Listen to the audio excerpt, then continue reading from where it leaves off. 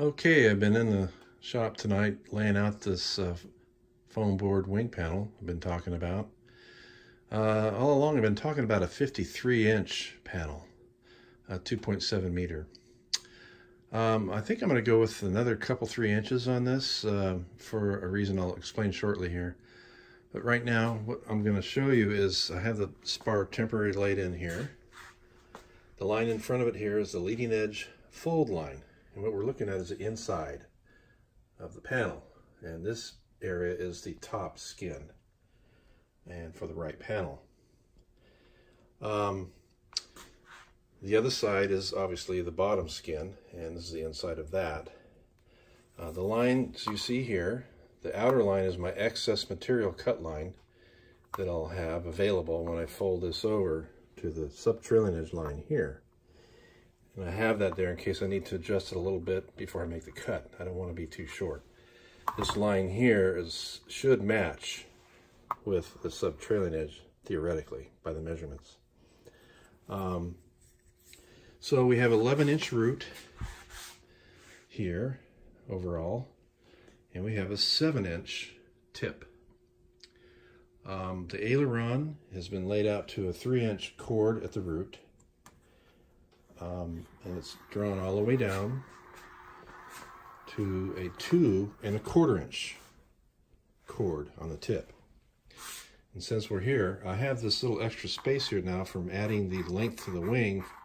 And my thought is, since this is a VTPR plane, it's going to be subject to a lot of dangerous moves and what have you. So the tip obviously is going to be an area that's going to see damage, obviously. So I'm thinking this is going to be like a safety crush zone, to where if I do damage the tip, I can go back and I can cut it off, and maybe leave it short if I had to, or just cut it completely off, and I can fold another piece and attach it right on there. So that's my thought on that. So the spar is 51 inches, and the panel is going to be 55. So it gives me a little bit of leeway there.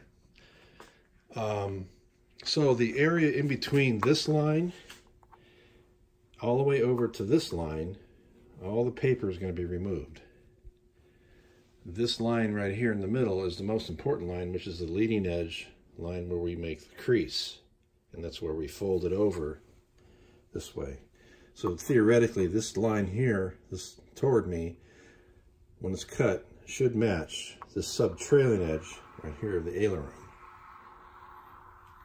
And obviously this is going to be beveled, probably about 3/4 inch. We'll sand that down with a bevel all the way down, so when it folds over, it'll be this one thickness of the foam board at this juncture.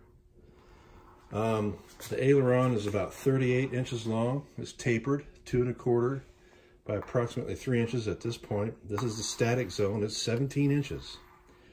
So this is basically the cut line for the aileron.